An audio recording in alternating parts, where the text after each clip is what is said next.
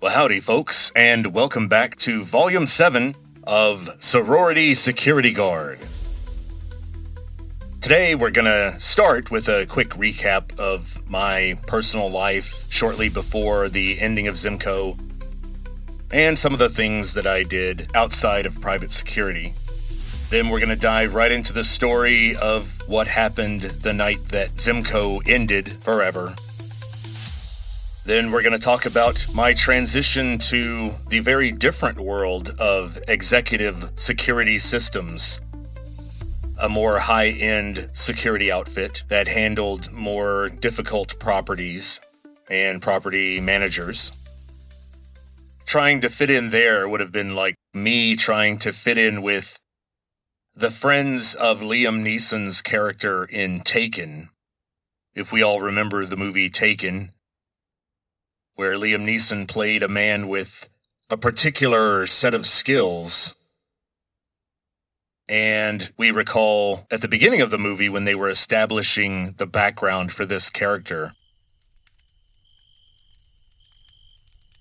there was that scene with the barbecue when they were all trading stories about knocking over governments in Central America or all sorts of secret CIA jobs in Africa or the Middle East. So he's shitting his trousers, but I can hear the hostages in the closet. But they don't know I know that. So I kick in the front door, and I lit this place up like the fucking Chinese New Year. I mean, pop, pop, pop. Surprise, asshole. That's the name of the game, brother. Name of the game. Fucking A. I smoked the two terrorists at the front door, and this old lady starts screaming at me in Arabic, all, "Bluka, Bluka, don't shoot! American, you no shoot! Geneva Convention! Geneva Convention!" So I grab the bitch by the throat, and I say, "Who the fuck told you we were Americans? Geneva Convention's my ass." I ain't never been to Geneva. Ain't planning to go, neither. Fuck Geneva. And you'd have to imagine me sitting there drinking my Heineken and thinking, well, my stories don't quite match up with these guys. Should I tell them about the time that I stopped that guy from climbing over the fence of Harden House on the back of that other guy? Should I brag about the time that I stopped Jenna Bush from getting into the building unauthorized? Surely they would have been impressed. Jenna Bush was pretty scary. I gotta admit, it took a lot of backbone to stand up to someone like that. Yeah, these guys don't know that. You know, that's the problem. People who have experience with the special forces or high-end law enforcement, you know, they focus on fighting other trained men with guns who are trying to kill them, and they work on becoming hardcore enough to, you know, look past that and still do their job.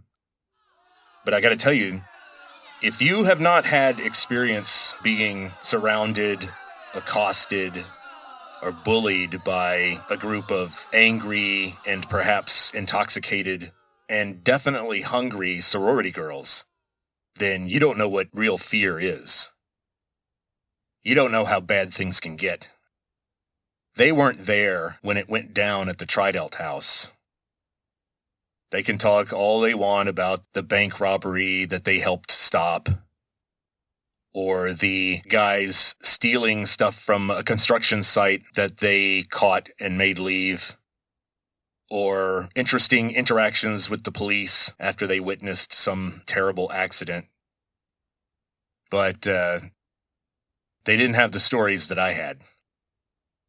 They may have had to face down some tweaker with a baseball bat in a parking garage, but they never had to deal with an angry and suspicious 80-year-old house mother at 3 a.m. And you've got to be man enough to sit down at a little ornate table directly across from her and drink your chamomile tea and take your beating like a man. You know, if the guard did something stupid that you've got to apologize for, then, you get it done. And it takes every bit the steely nerve and the intestinal fortitude, as the coaches used to say, and a strong backbone, and maybe another set of body parts that you may or may not have, to sit down and look at that lady in the eye and be the Zimco security consultant. But these executive guys, they wouldn't understand that.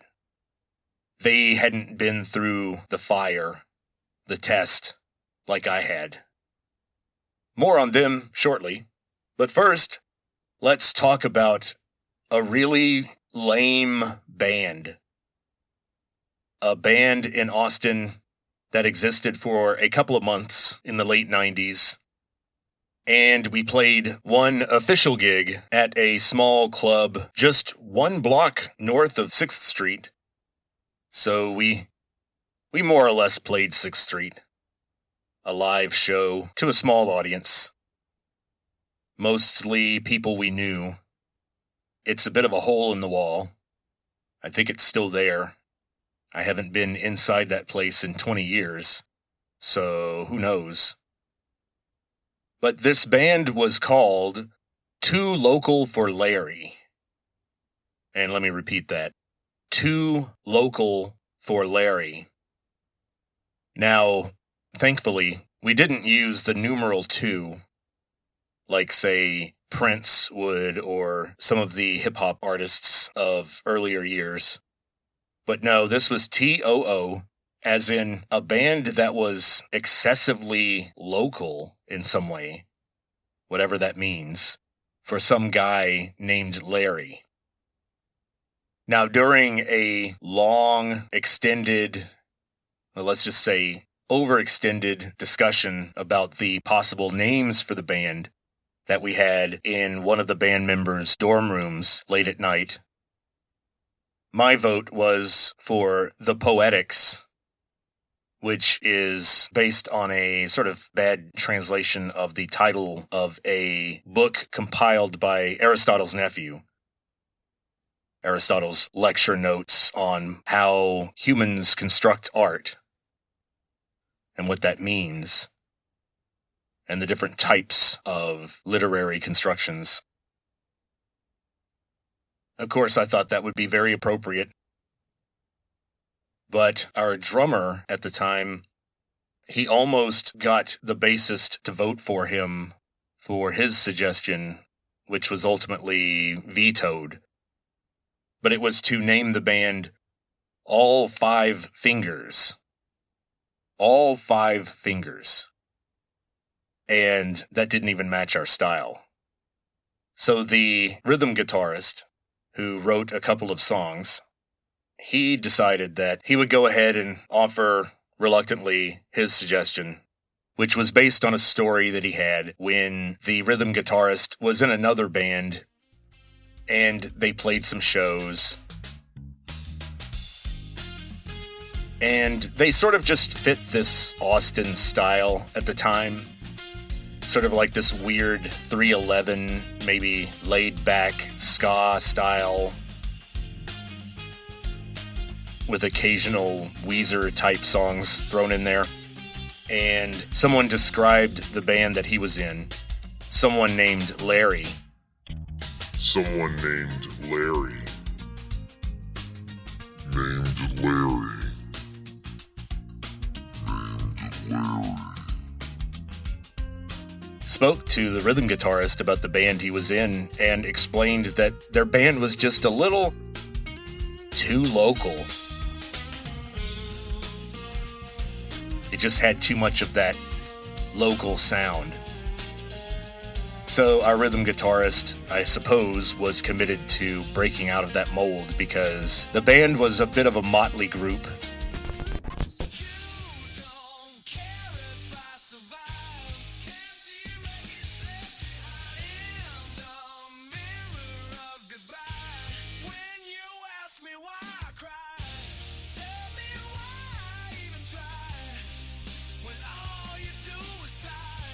too local for Larry consisted of our rhythm guitarist,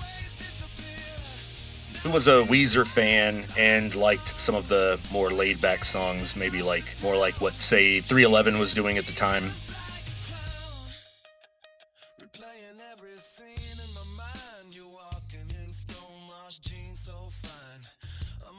And then we have the lead guitarist, who was a huge fan of classic rock.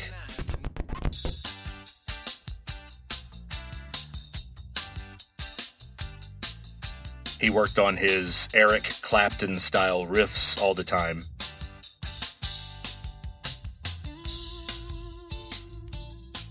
And he wanted to do songs more like Crossroads or even Police songs.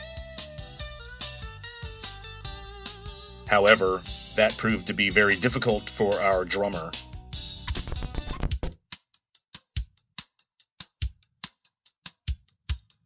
Some of you may be familiar with the Police. And of course, they're famous for Sting's style and his songwriting strength, but a lot of the strength of the Police had to do with Stuart Copeland, their drummer, who was one of the most inventive and precise drummers that I've ever heard. He tends to blow me away when I listen to especially old or obscure Police songs. If you've ever tried to play the bass line for Message in a Bottle, good luck to you. Now, what did I do in this band? I'm clueless on guitar. I can play a C chord, an E chord, and a G chord on guitar, and that's it. I'm not adept in that area. I'm okay on drums. If you give me some really basic 4/4 rock stuff to do, I can figure it out. But if there's any jazz or heavy metal thrown in there, then you're out of luck. So I sat in on drums occasionally when the lead guitar guy wanted to try his hand at vocals, and then I would switch and do just vocals occasionally with the drummer playing. Now, at the Red Eyed Fly, our drummer couldn't play. I think he was sick or had to be somewhere else. I forgot now, but we used his drum set. It's always helpful to know someone who happens to have a drum set. And so we put that thing in the van, and we unloaded it, and I ended up doing 2 songs where I had to Phil Collins it, as they say. I had to do a very simple drum part while doing a simple vocal part at the same time. And that vocal part was for one of the few new U2 songs that I actually liked from that latest album that I complained about in the last volume. But we did a song called Staring at the Sun by U2, which I thought was one of their better, more recent ones.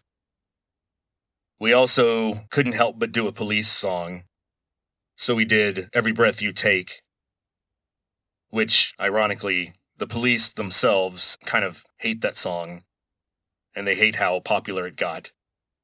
And they regard it as one of their sort of pop condescensions. But it's a cool song, especially because I love how 80s it is, in the sense that it can't portray actual healthy romantic feelings. It's a song about obsession and control and stalking, which gives it an ugly side, which I think is pretty cool. Anyway, a note about our bassist. Our bassist may not have been the strongest technician, as they say, in the group. She was a young lady who was just learning bass. Her newfound fascination with music had a lot to do with her on and off relationship with the lead guitarist, who was a guy who was, if I recall, a little bit taller than me. He was fairly charismatic. He could play the hell out of a guitar. So she was pretty into him. And she mostly just did huge doses of LSD during our rehearsals. So she was very, very quiet and would just sort of stare at random things between songs while we were talking about stuff, sipping her orange juice. And that was our bassist.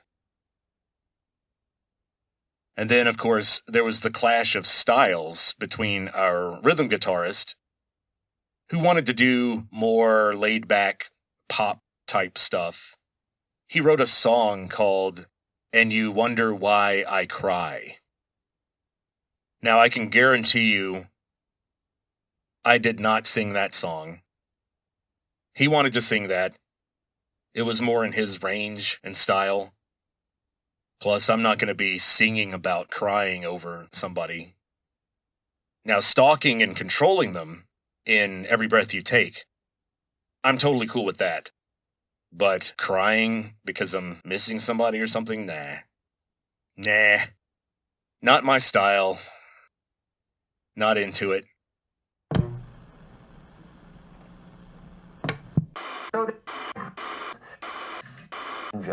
Are you?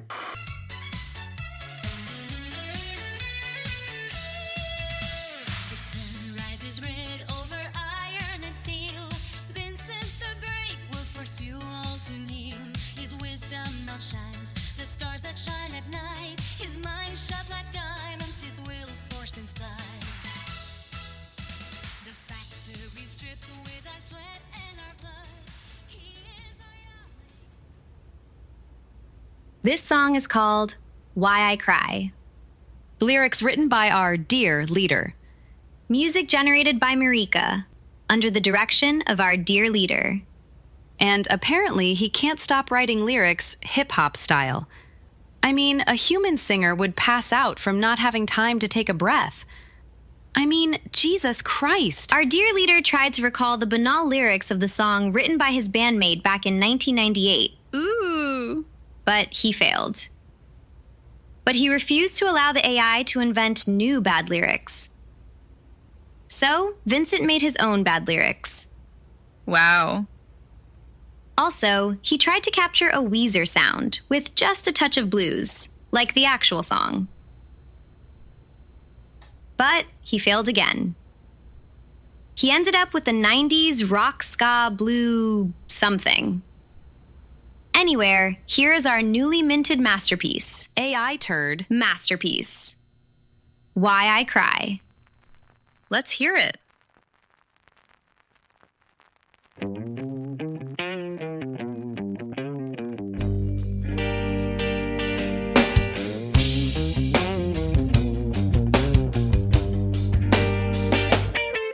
Oh, babe, you'll never guess. Can you see? I burned you a brand new mixtape CD. But now it's scratched up, just like my heart. All your favorite songs were there. The Rolling Stones, I did my part. Jumping Jack Flash was painting another thin black. Tears are falling from my eyes. 5 minutes since our last goodbye. Just last night in my bed, you said you'll be mine forever instead. I'm stuck beneath these city lights, looking for love before all hope dies. You don't care if I survive. Can't see wreckage left behind in the mirror of goodbye. And you ask me why I cry. Why do I even try when all you do is sigh? When you're never really here, when every night you disappear. Now I'm singing love songs while you're out on the town, treating me like a crown.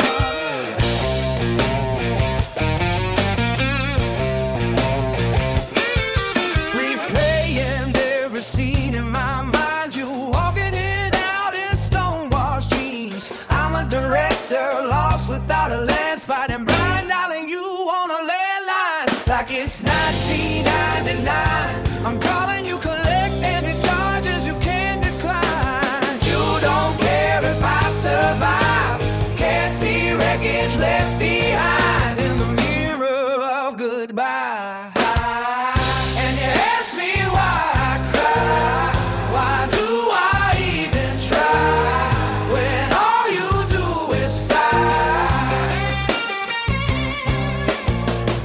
when you're never really here, when every night you disappear.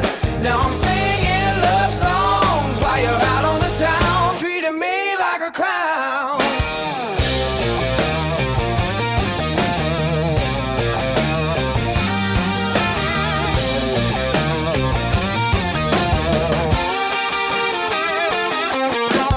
Baby, I'm the punchline now. Plot twist, I was the last to know. Humming tunes that barely flow. Loving you is like a losing fight, like a China sun with just a flashlight. And you ask me why I cry, why do I even try, when all you do is sigh. When you're never really here, when every night you disappear. Now I'm singing love songs while you're out on the town, treating me like a clown.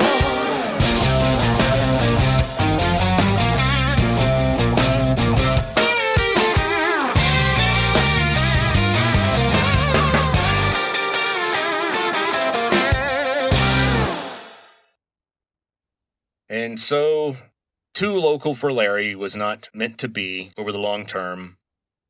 We had these internal creative conflicts.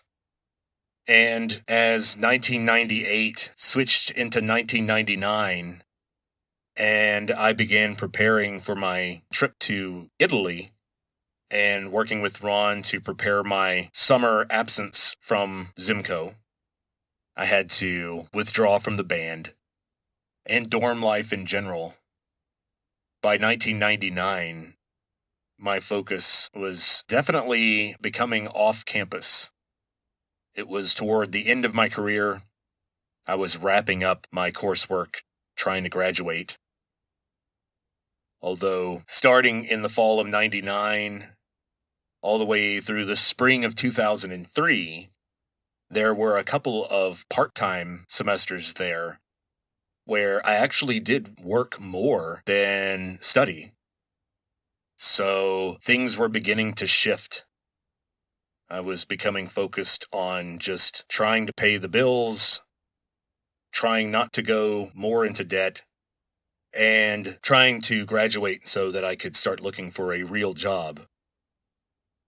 This is back in 1999 and 2000, when recent college graduates were actually more likely to get a job than less likely.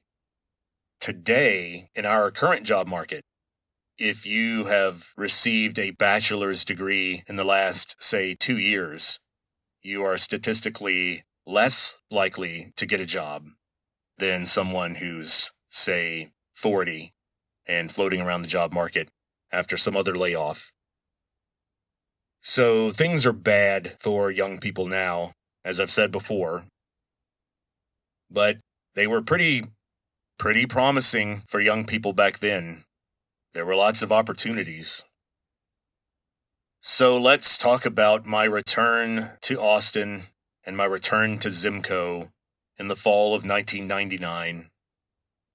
I came back running into Ron's arms, and he was very much ready to take me back after my absence. We had hiring to do, we had training to do, we had to get ready for rush season in the fall. There's always a lot of extra craziness on West Campus when people are pledging sororities and fraternities, and there are all sorts of mixers and welcome aboard parties that get completely out of control. And so there's more stories for me to tell my future executive security systems colleagues. They would never understand the horror of Pledge Week. They would never understand the dangers of rush season.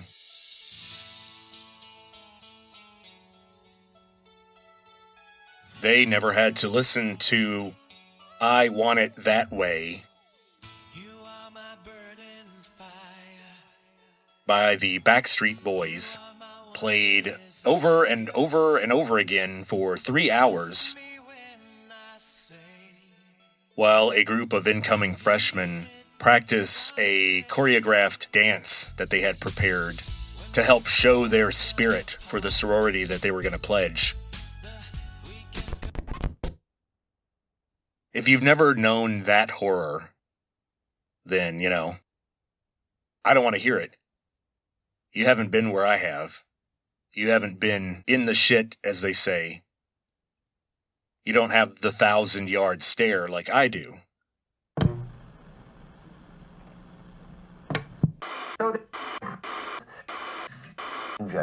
Are you? Burning flame. Oh, hear the thunder, the people's refrain, echoing glory like sweet summer rain. One voice, one heart, one leader so true.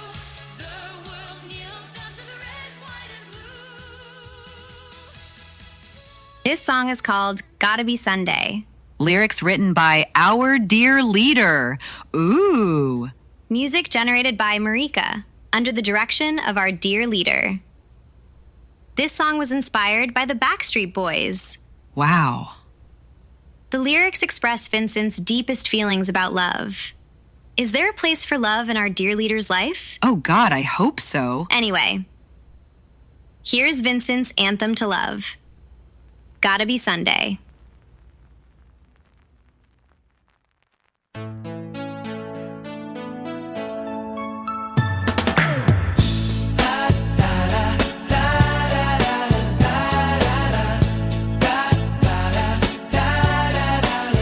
You are my burning flame. You are my heart's true aim. But hear me when I say I need you. Sunday, when you're so far away, the weekend comes to save the day. When you say you'll wait till Sunday, oh, hey. Am I your burning light? Your soul's eternal night. But baby, can't you see? You gotta wait till Sunday. Let me tell you why. Working every day of the week. Let me tell you why. Saturdays I just feel so weak. Let me tell you why I can't do it today. It's gotta be Sunday. Da, da, da, da, da, da, da, da. You are my shining star. You are who you are. But listen when I say, please wait till Sunday. Let me tell you why. Working every day of the week. Let me tell you why.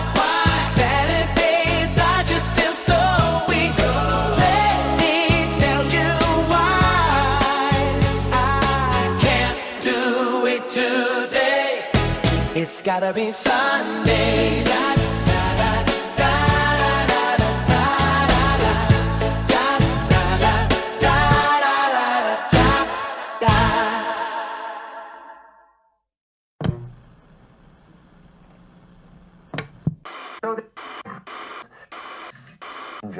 Are you? Terrible night, his eyes see the truth through the veil and the haze. We will follow his steps to the end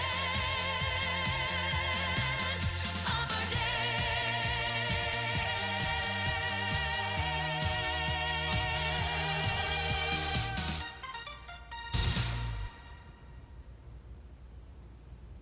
This song is called The Handsome Guard Who Understands. Lyrics written by our dear leader. Let's hear it. Music generated by Marika, under the direction of our dear leader. This song is about a special relationship between a sorority house mother and a gorgeous young man.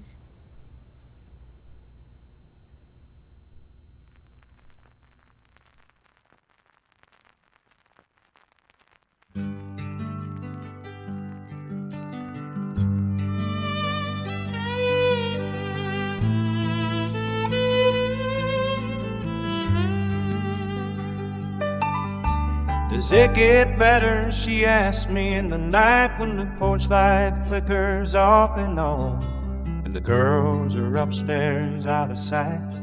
But she stays with me till morning light. We sip our tea by the parlor door, talking about ones that make flowers grow and pipes that hang down way too low. Her voice is calm, her heart is pure. The girls don't know what they've got. After the storms, I guess they forgot. I search the halls with my maglev beam while she's humming this tune in her dreams. Why is she here in this old place? Maybe for the nights when we're face to face. I make the world feel a little more safe. She brings me a touch of grace, a house mother doing what she can. Just two friends losing sleep. She's still looking for a man with steady hands. I'm the handsome guard who understands.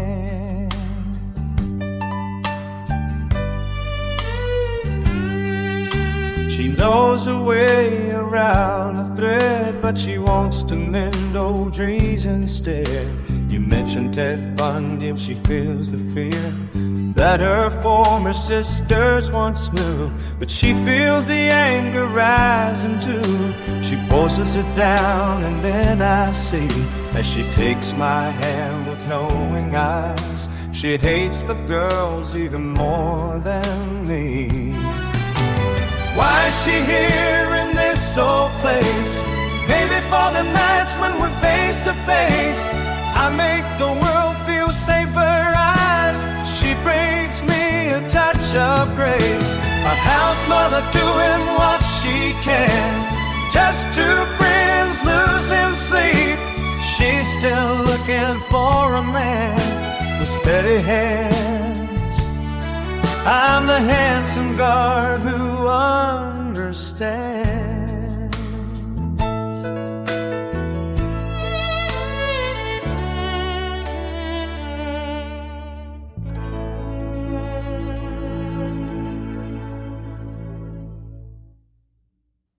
And so, that was the end of an era.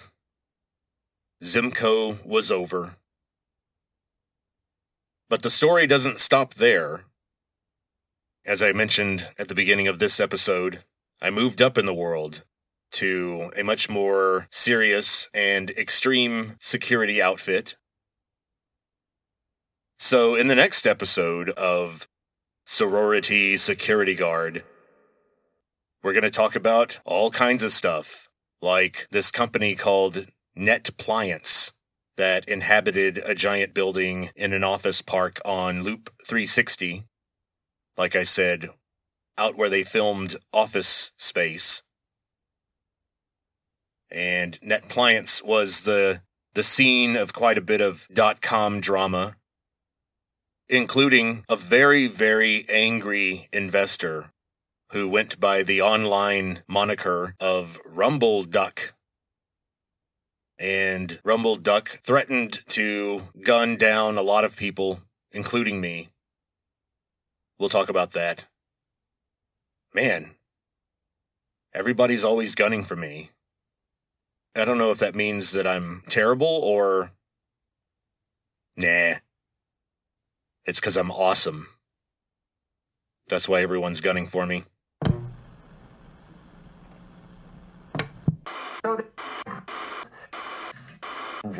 Are you?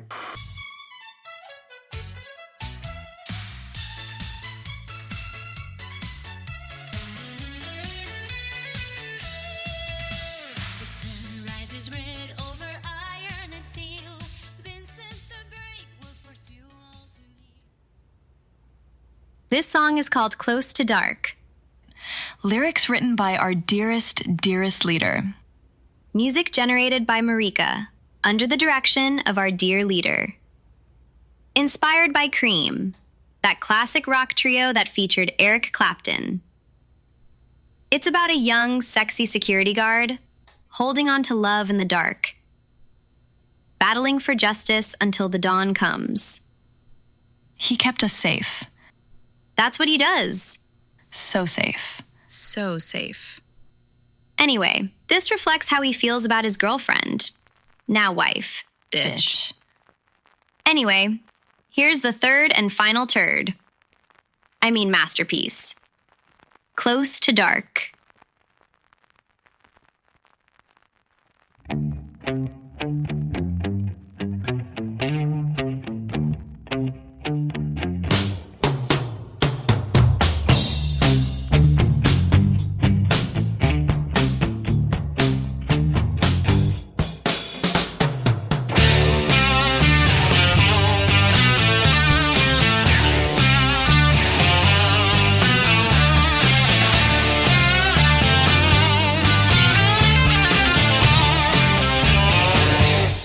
It's getting close to dark.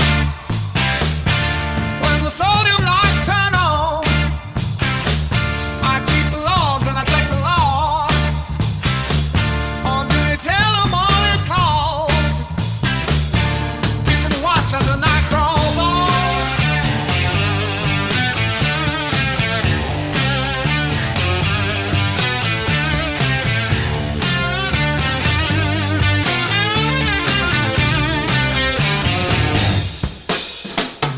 Midnight brings the freaks and the fools. Drunks are busy breaking all the rules. But soon I'll be home with you, making breakfast just for two. Dawn approaches and traffic grows. We meet, but then you have to go. One quick kiss, that's all I get. Before you leave, my heart feels low.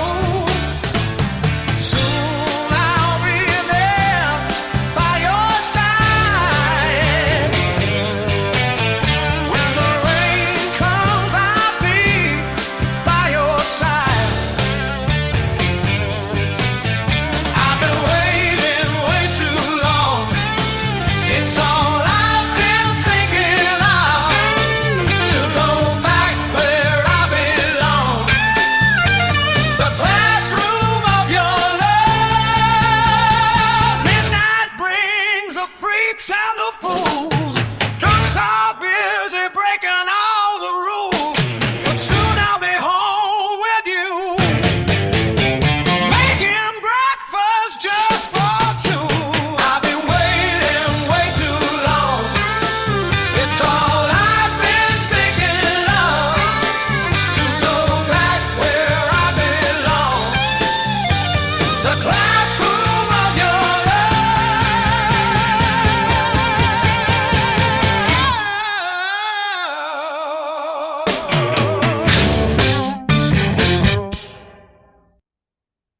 We'll also talk about fun, happy subjects like 9/11. That's coming up. And as you might suspect, that did change the nature and the vibe of private security, especially at the high end, especially with executive security systems, because they guarded government buildings and they were on high alert. Now, it also added a complication that exactly when 9/11 happened, I happened to be spending a lot of time with one of the residents of Greenwood Towers, who happened to be the president of the Arab Student Association at the University of Texas at the time. And so, as you might expect, the president of the Arab Student Association is going to be the recipient of some unwanted scrutiny, including an almost comically bad and obvious wiretapping of his phones. And we'll talk about how we knew that had occurred next time.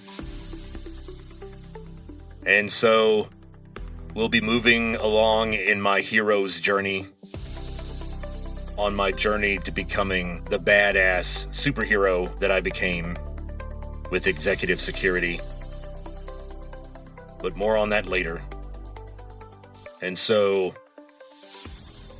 Until then, talk to you later.